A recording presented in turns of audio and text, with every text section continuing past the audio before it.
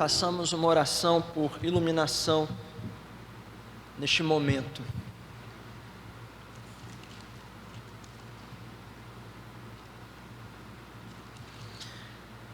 Senhor Deus, estamos novamente aqui para ouvir a Tua voz, a Tua palavra. Fale conosco por meio do Teu Espírito, por meio deste santo livro que o Senhor nos entregou, que o Senhor preservou ao longo da história, para que possamos ler, interpretar e aplicar na nossa vida. Nos ajude, ó Pai, a sermos fiéis a Ti, em nome de Jesus. Amém.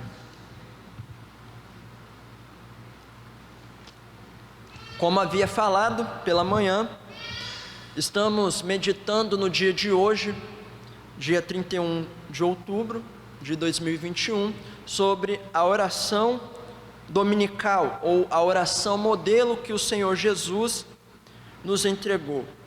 Pela manhã, eu expliquei o prefácio às 3 petições primeiras, e hoje terminarei, agora à noite, finalizarei com as 3 últimas petições e o final da oração modelo. Acompanhe a leitura. Portanto, vós orareis assim: Pai nosso que estás nos céus, santificado seja o teu nome. Venha o teu reino. Faça-se a tua vontade, assim na terra como no céu. O pão nosso de cada dia, dá-nos hoje, e perdoa-nos as nossas dívidas, assim como nós temos perdoado aos nossos devedores. E não nos deixes cair em tentação, mas livra-nos do mal, pois teu é o reino, o poder e a glória para sempre. Amém. O Senhor Jesus então está confrontando um ensino dos gentios, um ensino das pessoas, dos fariseus e dos saduceus, neste grande sermão que é o Sermão do Monte.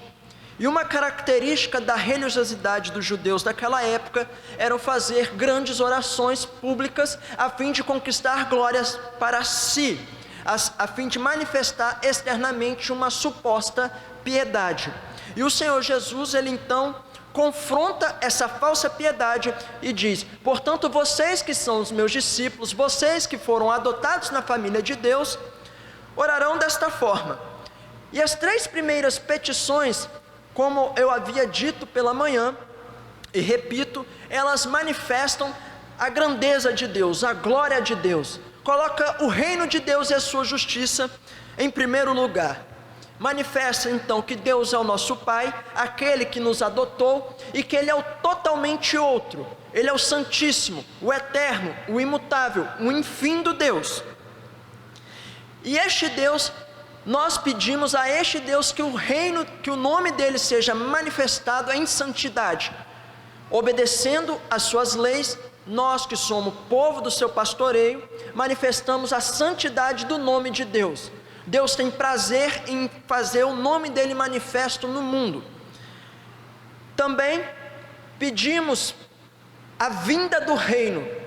O reino de Deus, ele já está entre nós desde a chegada de Jesus, desde a ascensão de Cristo, e ele chegará em sua consumação final. E a cada dia que nós obedecemos a Deus nos seus caminhos e praticamos a ética do reino de Deus, este reino é manifestado. E nós, quando pedimos para que o reino venha, pedimos por oficiais da igreja, presbíteros e diáconos, e pastores no sentido de presbítero docente, e missionários, que o evangelho seja manifestado até os confins da terra, que o mal seja destruído, que o mal seja derrotado, que aliás já foi derrotado desde a cruz, mas chegará à sua terminação final quando for lançado no inferno eterno.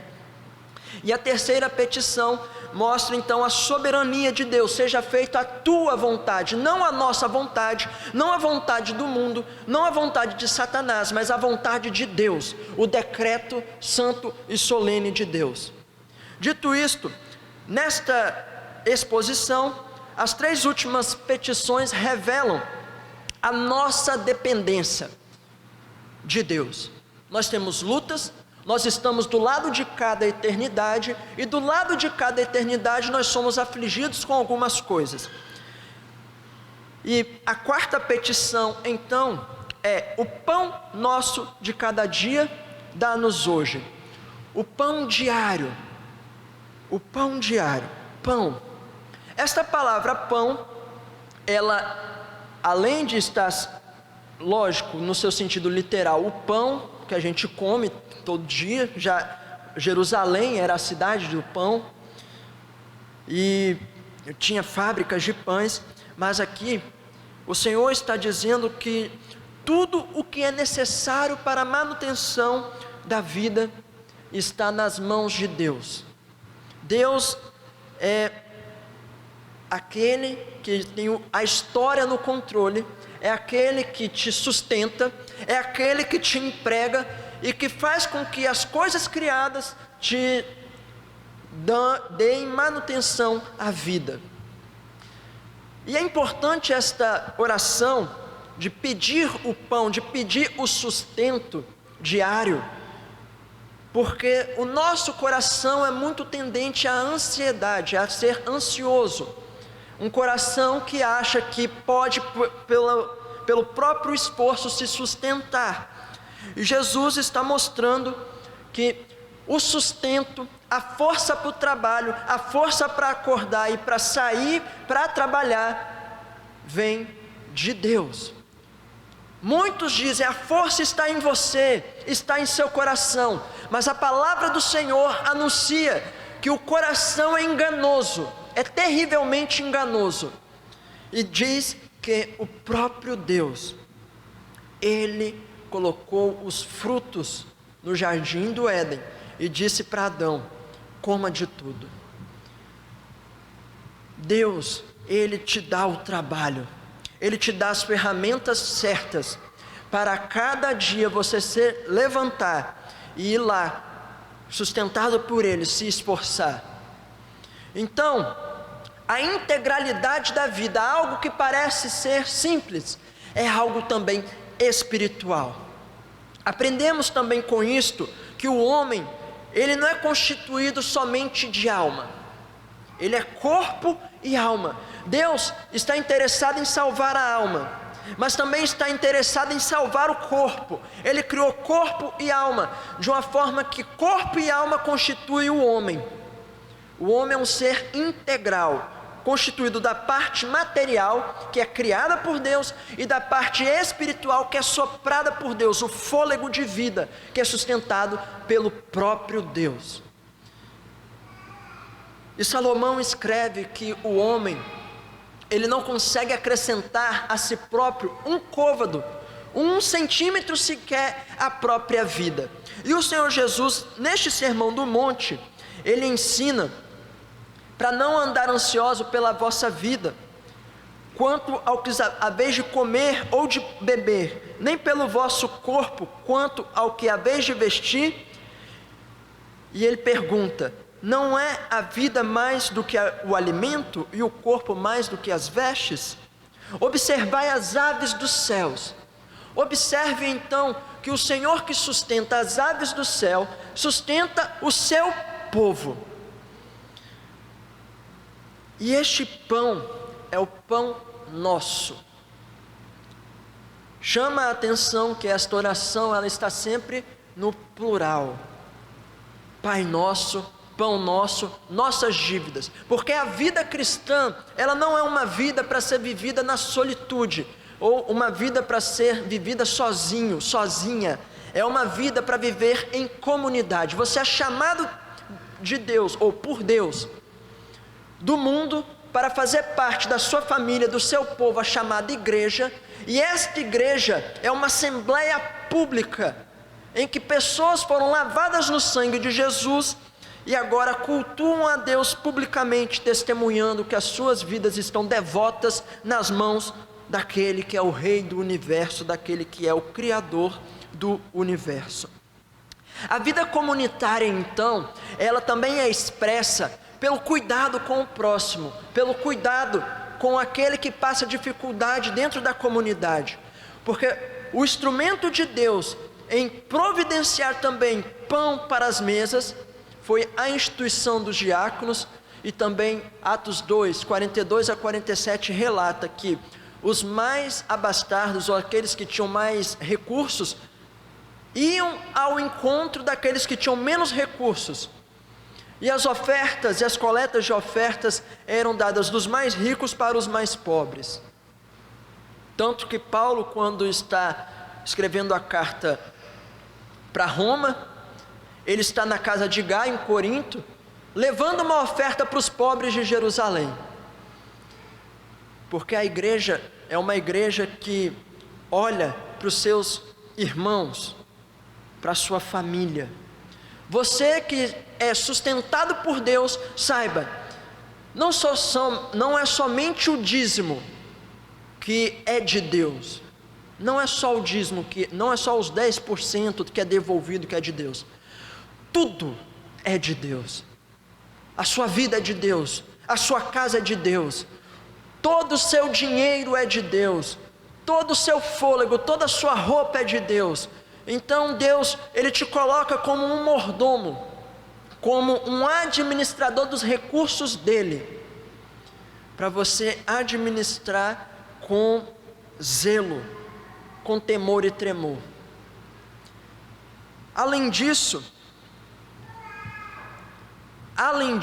alguns comentaristas, observando que aqui o pão é diário e observando a prática cristã da igreja primitiva de partir o pão diariamente, alguns comentaristas chegam à conclusão de que esta oração também está sendo um pedido para ter uma manutenção na igreja do partir do pão, ou seja, de ter a ceia do Senhor.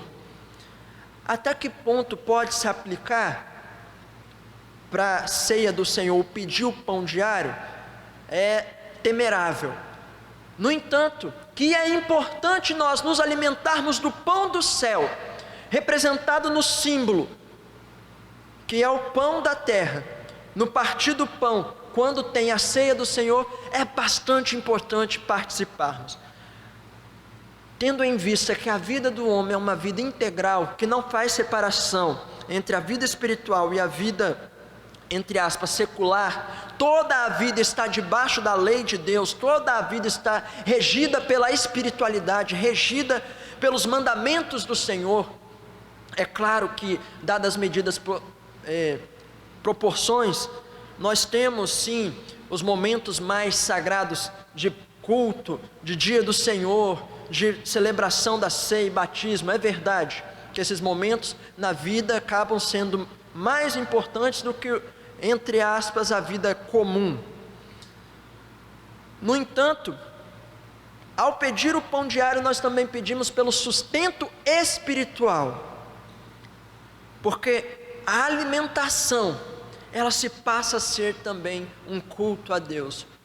Por isso é importante você, a cada refeição que realizar, a cada remédio que tomar, a cada consulta ao médico, orar ao Senhor, antes agradecendo pelo alimento, pelos recursos da medicina, pelos recursos que nos sustentam a vida, pelo emprego, pela aposentadoria, se você é um aposentado, ou pelos seus pais que te sustentam, se você ainda não trabalha, que te dão recursos para você estudar. Aquilo que Deus tem te entregado nas suas mãos, faça com zelo e agradeça a Deus, porque é dádiva dEle. E repare algo, o pão é de cada dia. A ansiedade chega para fazer-nos acreditar na mentira de que o futuro está perdido, está fora do alcance de Deus, mas Deus, que é o soberano sábio, infindo, eterno, Ele sabe de todas as coisas, Ele está no passado, no presente e no futuro, e não deixará faltar nada daquilo que é necessário para a sua subsistência. Então descanse nas mãos desse Senhor, desse pastor, como diz o Salmo 23, o Senhor é meu pastor, e de nada terei falta, porque Deus tem lhe dado a medida exata daquilo que Ele entende que é necessário para a sua vida. Ore ao Senhor, dependa de Deus. Você trabalha, agradeça a Deus pelo seu emprego, porque num estalar de dedos você pode ser removido da situação econômica, da estabilidade, entre aspas, visual. Dependa do Senhor, seja humilde diante de Deus. Não diga que você conquista com as suas forças, com a sua inteligência, porque até mesmo os seus pensamentos só lhe ocorrem porque Deus assim lhe capacitou, Deus assim lhe dotou de dons, de talentos, para você cumprir o que tem cumprido. Se você é um bom professor, é porque Deus lhe dotou com o dom natural do ensino. Se você é um bom empresário, é porque Deus lhe dotou do dom natural de administração. Isso na vida fora deste ambiente, também aqui dentro. Se você é um presbítero, foi porque Deus te vocacionou. Se você é um diácono, é porque Deus te vocacionou. E tudo que Ele tem entregues nas suas mãos, Ele requer que você use com zelo. Lembra da história do chamado de Moisés? Deus chamou Moisés e disse: diz ao meu povo, o eu sou está convocando para o culto, para cultuar, para ir para o deserto. E ele fala: mas Senhor, eu sou pesado de língua, ou gago, vai depender do entendimento. E Deus responde a Moisés: o que tem nas suas mãos? Ele tinha apenas um cajado. E na sequência lá de Êxodo, diz que Moisés portava não mais o seu cajado, mas o cajado de Deus. E aquele cajado, aparentemente inútil, ou com a utilidade somente de sustentar, é o cajado que Moisés guia o povo, abre o mar vermelho por milagre de Deus, bate na rocha e sai água. É o cajado de Deus. Então, os recursos que Deus tem lhe usado, olhe na perspectiva da piedade, de pensar como eu posso usar o meu recurso financeiro, como eu posso usar o alimento, a roupa, o meu emprego, a minha empresa, a minha sala de aula, para tornar o reino de Deus visível, o senhorio de Deus visível, aonde eu estiver. Você pode usar o seu recurso para sustentar os missionários, você pode usar o seu recurso para evangelização, para a manutenção da vida da igreja, para o socorro dos pobres. João Calvino, quando despedia a igreja, depois de um sermão, ele dizia: vão debaixo da bênção de Deus e lembrem-se dos pobres. A igreja é chamada a cuidar do povo da igreja, é chamada a olhar com misericórdia aqueles que estão passando por privação, sendo este recurso o pão nosso de cada dia. Dá-nos hoje. Mas a segunda ou a quinta petição, uma vez que nós temos alimentação, uma vez que os recursos são de Deus, uma vez que Deus tem suas leis e que nós somos quebradores da lei de Deus, a quinta petição diz: e perdoa-nos as nossas dívidas, perdoa-nos as nossas ofensas, as nossas transgressões, a nossa falta de conformidade com a lei do Senhor. Essa é a realidade universal. Todos pecaram e carecem da glória de Deus. Não há um sequer, não há quem faça o bem. Orar pelo perdão dos pecados é uma oração universalmente necessária. Seja você brasileiro, seja você colombiano, seja você chinês, seja você de qualquer espaço, se é ser humano, necessita de perdão, necessita de confissão de pecado, necessita dobrar o joelho e dizer: a mim me resta o corar de vergonha, porque os profetas anunciaram: arrependam-se. mas o meu coração tem sido endurecido. Então, diante disto, perdoa-nos, Senhor, a nossa dívida. E como Deus proveu esse perdão dos pecados? O Senhor Jesus está aqui ensinando a orar, e Ele está representando o povo. Ele que é sem pecado está dizendo: perdoa as nossas dívidas. Em outras palavras, Ele está dizendo: perdoa a dívida daqueles por quem eu morrerei na cruz. E agora no céu, no seu ofício de sacerdote, Ele intercede por nós pelo sacrifício que Ele realizou. A cada momento então que nós pedimos pelo perdão das nossas dívidas, pelo perdão dos nossos pecados, nós o fazemos porque houve um representante, o Deus Todo-Poderoso, a segunda pessoa da Trindade. Ela entrou na história e ela cumpriu toda a lei no seu lugar, no meu lugar, e Ele morreu, e Ele absorveu em si a justa ira de Deus, para nós experimentarmos o perdão dos pecados, a reconciliação, para termos o privilégio de agora chamarmos Pai Nosso. Pai Nosso, perdoa-nos as nossas dívidas. E aqui não é uma licença para continuar no pecado. O pecado na vida do crente deve ser um acidente, mas dois extremos têm que ser evitados.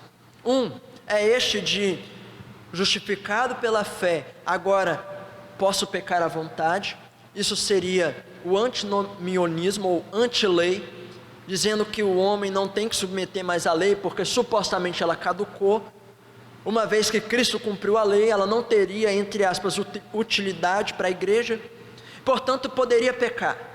É uma ideia que surgiu, disse pela manhã e repito agora, que alguns pensam: existe aqueles que acham, eu sou salvo, mas Jesus não é meu Senhor, eu preciso ainda experimentar o senhorio de Cristo.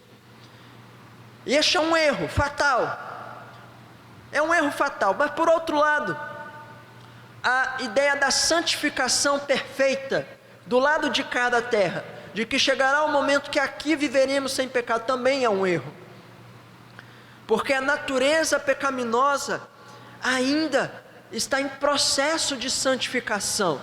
Essa santificação é progressiva. A cada dia estamos sendo transformados de glória em glória à imagem do Filho Jesus, do nosso Salvador. E essa santificação só se dará cabalmente ou finalmente na ressurreição dos mortos. Por isso que nós devemos ser humildes e não vivermos no pecado, lutarmos contra a carne, fazer guerra, mortificar o pecado pela ação do Espírito Santo, por vias do aconselhamento bíblico, por vias de encher a mente da lei de Deus, da palavra de Deus. E quando pecarmos, quando pecardes, temos um advogado justo e fiel.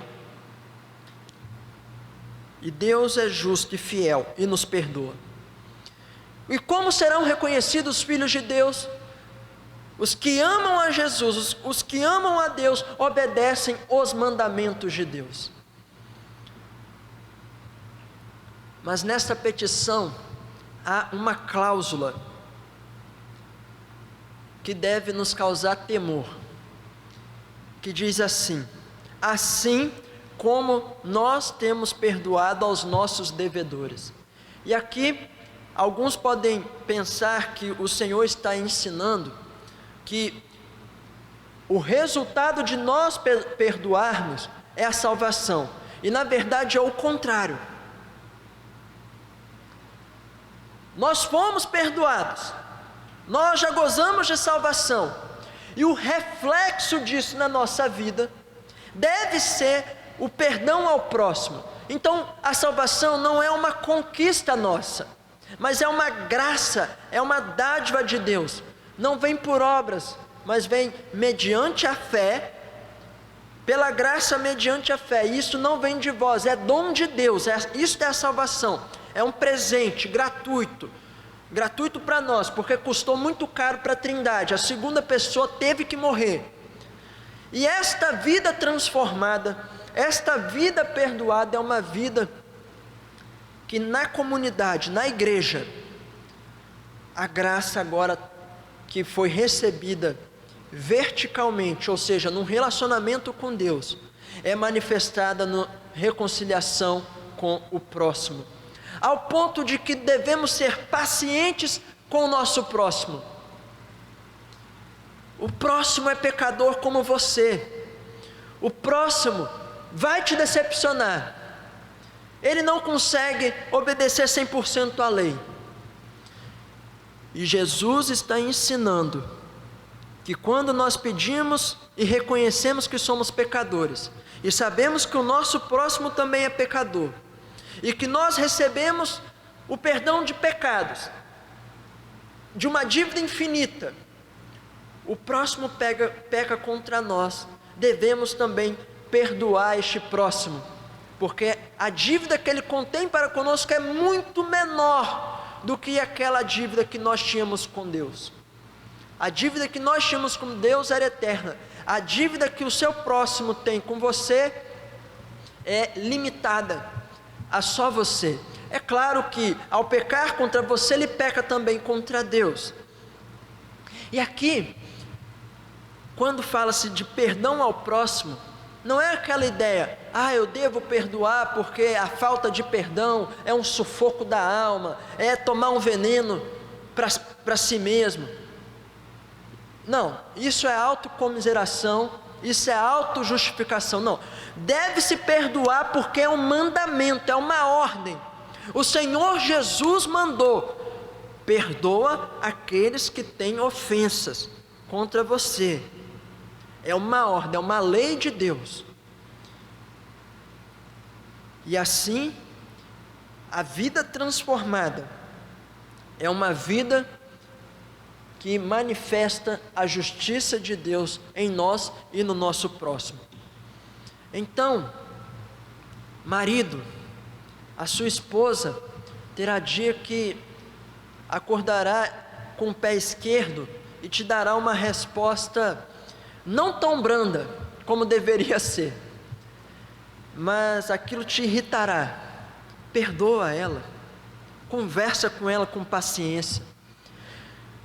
Esposa, às vezes o seu marido te fará um pedido que não vai te agradar tanto, ou a cama não terá sido arrumada, esquecerá a toalha lá na cama mesmo, ou no sofá. Eu sei que isso te irrita. Conversa com calma depois, mas perdoa. Ou o seu filho, ele precisará de disciplina, ele não te agradará, não tirará aquela nota que você esperava, mas perdoa.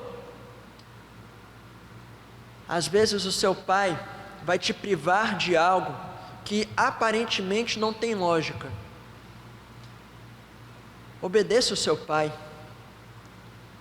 mesmo que isso te magoe. Honrar o pai e a mãe, honrar a autoridade de Deus é um mandamento, e para isso é necessário exercer a misericórdia, é necessário exercer o perdão. E na igreja, aquele irmão que te prometeu algo e não cumpriu, que te decepcionou, perdoa ele, reconcilie-se com ele. O seminarista que às vezes falou uma palavra dura, que te deixou meio chateado, perdoa ele. Perdoa, porque você pode ter certeza, foi perdoado de pecados muito mais graves diante de Deus. Isso também nos ensina o Senhor Jesus, colocando essa oração modelo, de que uma vez que pedimos, conforme a Escritura nos ordena, temos que confiar que a justiça de Deus foi plenamente satisfeita em Jesus. temos que confiar que Deus está de ouvidos abertos por causa do seu Filho a receber as nossas confissões, a receber as nossas orações. Você tem que orar e se aproximar com fé, é o que diz o autor aos Hebreus. Devemos nos aproximar a Deus com um espírito de firmeza, de fé, de confiança, crendo que Ele é real e que Ele é galardoador de quanto os buscam, de quanto o busca. Nós buscamos a Deus com fé, sabendo que Ele é o Pai que nos ouve por causa do Filho Jesus. E mais, o Espírito Santo, Ele também atua em nós, com gemidos inexprimíveis, traduzindo essa oração a Jesus. E Jesus, como nosso sacerdote, aquele que se ofereceu, aquele que agora está à destra de Deus, Ele nos representa e entrega a nossa oração ao Pai. E o Apocalipse tem uma cena que relata que as orações dos santos sobem ao trono de Deus como incenso, como um aroma agradável. Louvado seja Deus. Irmãos, o perdão gracioso de Deus deve nos fazer felizes em Deus, deve nos causar gratidão em Deus. Somos totalmente gratos ao Senhor por tamanha graça que nos alcançou. Não foi mérito seu, você não é bom, foi mérito de Jesus, foi mérito da eleição do Pai em Jesus e do Espírito Santo, que no momento em que o Evangelho estava sendo anunciado, Ele abriu seus ouvidos espirituais, Ele trabalhou no seu coração e te atraiu irresistivelmente, e te fez se arrepender e crer em Jesus.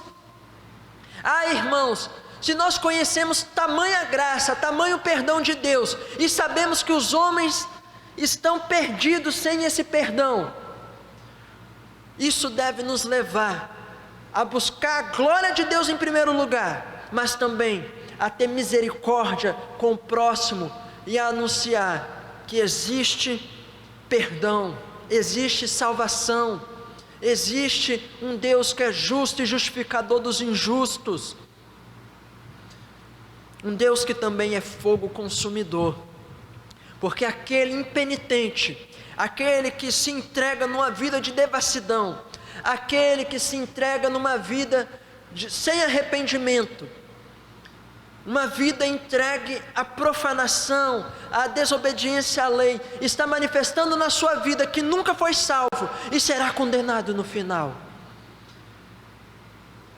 Isso deve causar temor e tremor diante da santidade de Deus. Mas do lado de cada eternidade existem as lutas espirituais, as provações materiais e provações espirituais. E por isso que o Senhor Jesus também nos dá a cesta, e pode-se dividir a cesta em mais uma, por causa do contraste. Ele diz: e não deixeis cair em tentação. Uma possível tradução aqui pode ser: e não nos guie em provações,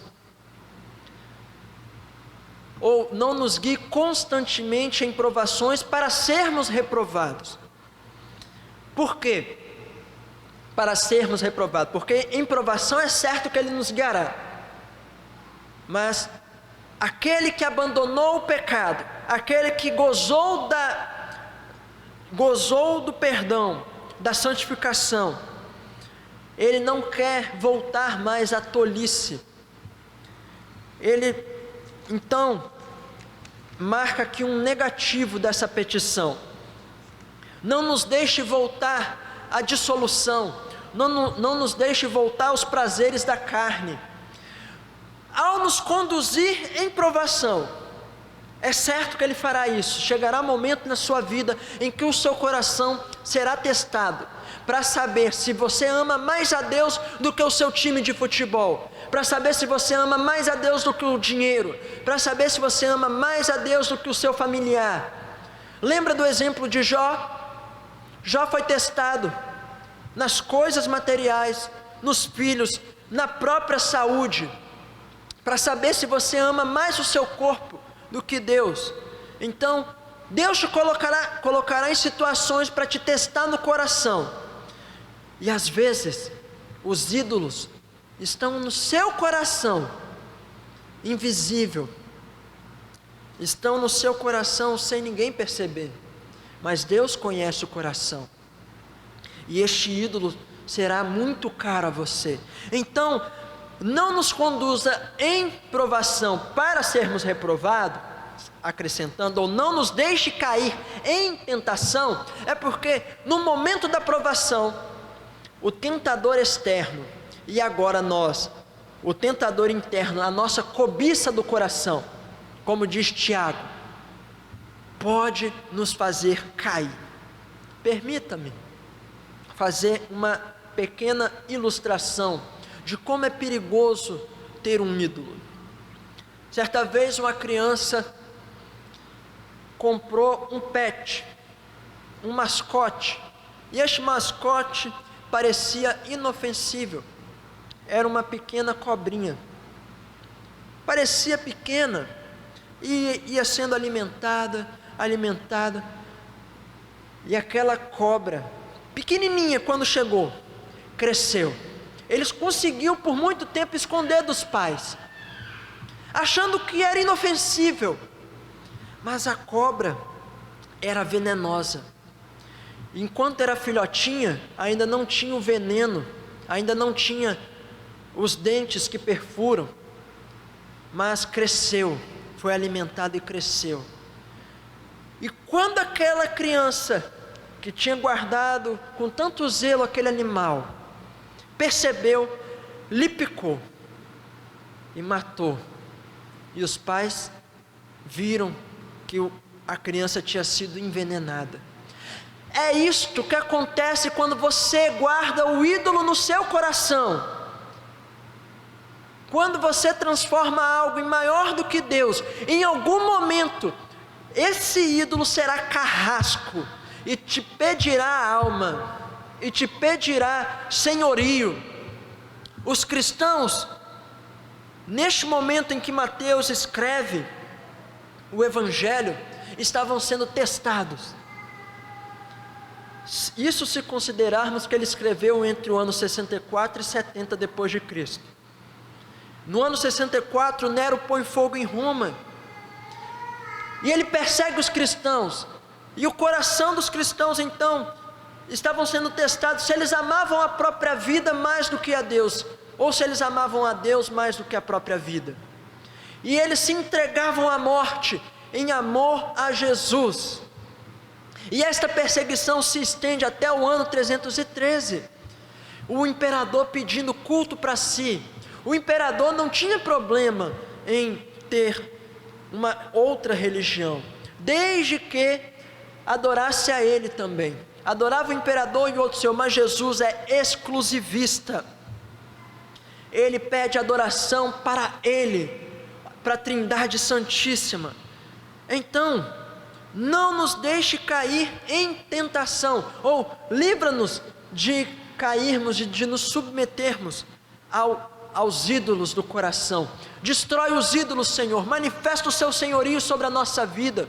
Nós somos perdoados para viver em obediência ao Senhor. E o aspecto positivo, ou a sétima petição, isso se dividirmos mas livra-nos do mal. O mas aqui é enfático, é uma conjunção adversativa enfática, é um contraste. Livra-nos dos ídolos, livra-nos da tentação. Agora livra-nos também do nosso inimigo externo, porque se nós temos lutas no coração, Nós temos lutas espirituais contra a nossa própria cobiça, contra a tentação, contra a carne, contra o mundo. Nós também temos uma guerra contra a potestade do mal, contra o maligno.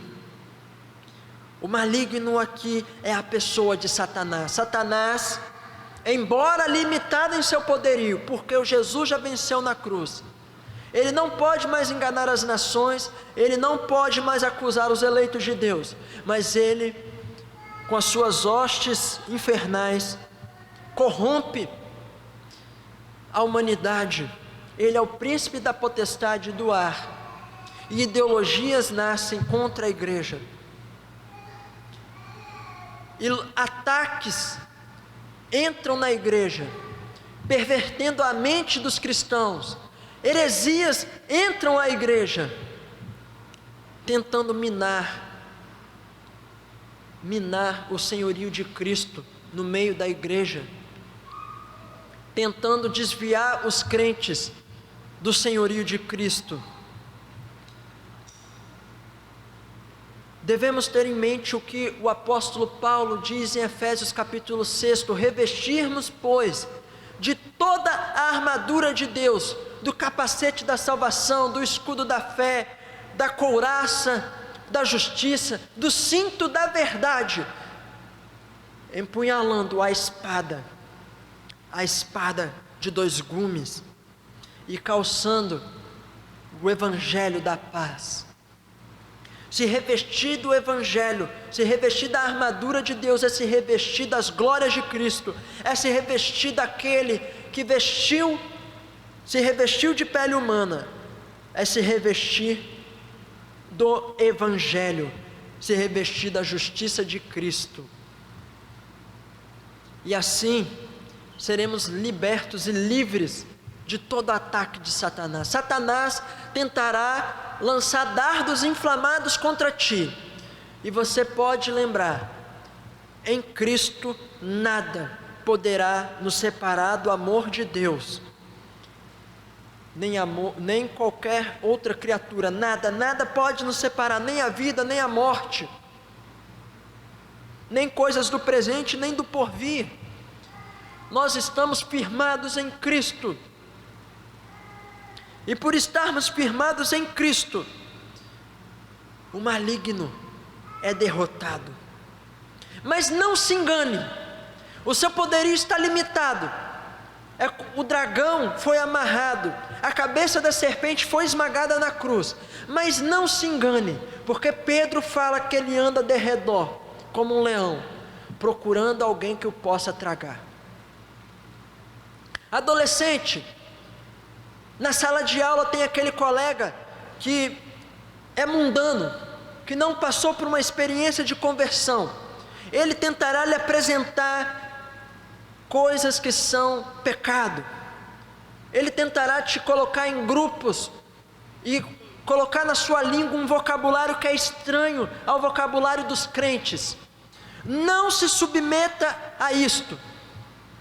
Diga: eu não vou assistir este tipo de filme, eu não vou participar deste tipo de conversa, eu não vou ter estas mesmas práticas que vocês têm, porque eu sou de Jesus. Não tenha medo de dizer que você é de Jesus. Não tenha medo de ser diferente. Manifeste que você foi comprado pelo sangue de Cristo. Algum familiar, quando você está viajando, que não é um cristão, ou que é um cristão, mas ainda não tem convicções firmes, é de outra tradição, você estará viajando com ele, num feriado como esse que estamos passando, e chegará o domingo de manhã, e é o dia do Senhor, independente se você está na sua casa em Vitória ou se você está fora, e ele lá irá falar: vamos à praia, vamos dar uma voltinha, vamos aproveitar a cidade. E você vai lembrar: hoje é o dia do Senhor, eu tenho que reservar este dia, independente de onde eu esteja, para o Senhor. E ali o seu coração será confrontado: eu amo mais ao Senhor ou ao meu familiar. E a fidelidade requer que você observe o dia do Senhor. Livra-nos do mal, livra-nos do maligno, não afrouxem a verdade. A ilustração do cinto como verdade, se observarmos que o cinto era o que sustentava uma armadura, se o cinto fosse frouxo, a armadura caía. A verdade deve ser absoluta. E quando nós se tratamos de verdade, quando trata-se da verdade, a verdade ela não é conhecida por esforços normais. Ela não é discernida somente com a razão. A verdade nasce da revelação. Nós conhecemos as coisas por causa de revelação divina. Deus revela pela criação as suas leis, a ordem, a justiça, e Deus revela a salvação, o senhorio, o Deus verdadeiro, como deve se prestar culto pela revelação especial, pela palavra.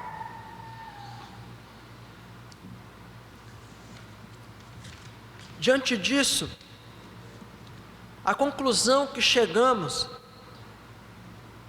se demonstra no final desta oração. Pois teu é o reino, o poder e a glória para sempre. Amém. É a conclusão desta oração. Quando nós orarmos, devemos apresentar a Deus os argumentos que o próprio Deus estabeleceu para fazermos as petições. Em outras palavras, oração não é somente você ter um momento de fala com Deus, mas é orar a Deus Pai, por intermédio de Jesus, pelo Espírito Santo, ou seja, pela palavra, aquilo que Deus pediu para ser orado. Então, você deve buscar um modelo para orar na Escritura. Ore as Escrituras. Tem um método de orar parecido com o que o Senhor estabeleceu aqui. Honrando a Deus, honrando a lei de Deus, colocando Deus em primeiro lugar, o louvor a Deus, depois fazendo petições para si e dizendo porque é o pacto do Senhor, porque é a lei do Senhor, porque é vontade do Senhor. Pois teu é o reino que já está entre nós, o reino criado, o reino restaurado, o reino consumado. Teu ou tua é a glória, ou teu é o poder, em primeiro lugar o poder do Evangelho, a presença manifesta dele. Um homem com Deus é maioria, e a glória. Por isso que o fim principal de todas as coisas é a glória de Deus. Quer comais, quer bebais, façais tudo para a glória de Deus. A glória não é sua, a glória é de Deus.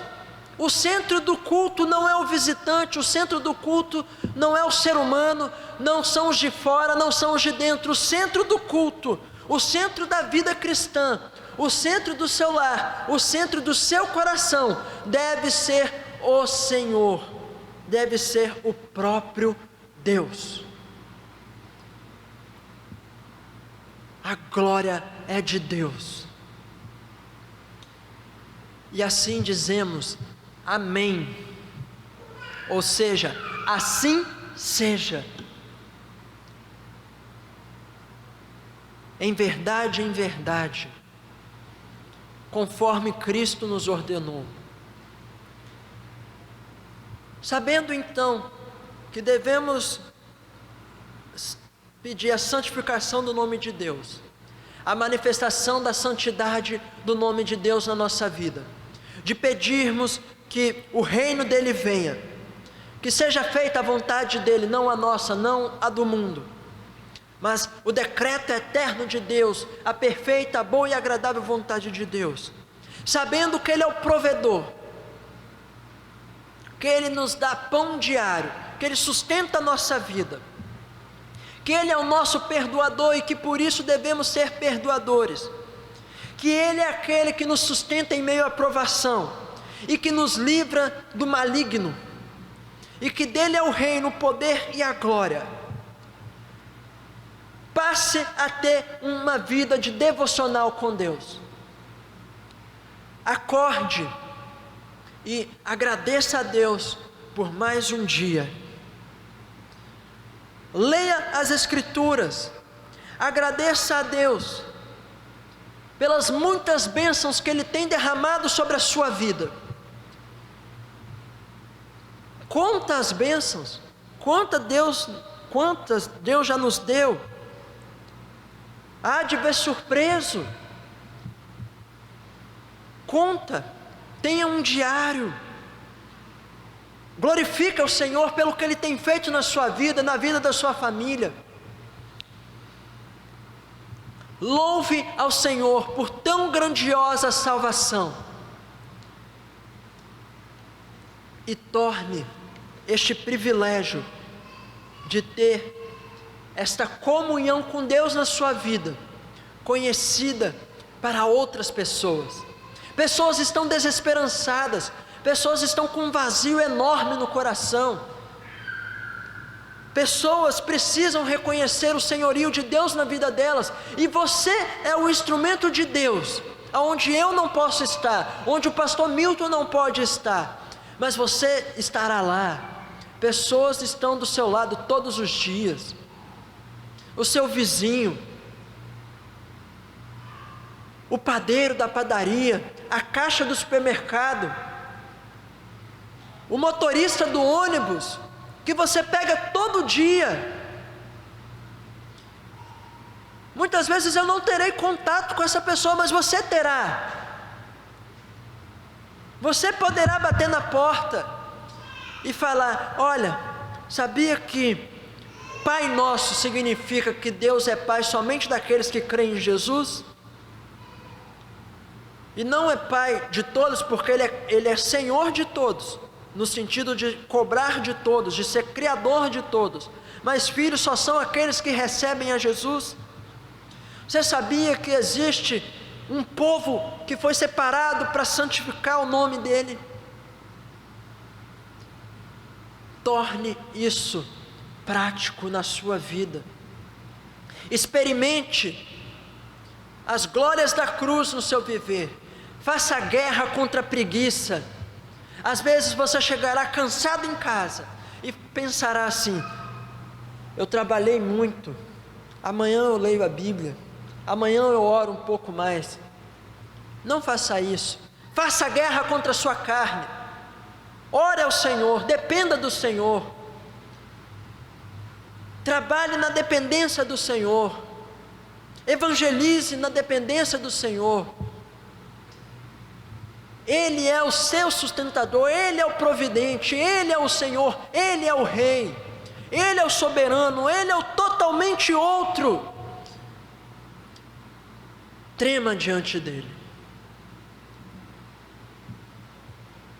Que Deus assim aplique esta palavra, esta meditação que tivemos no dia de hoje sobre este modelo de oração, e que pratiquemos esta vida devocional.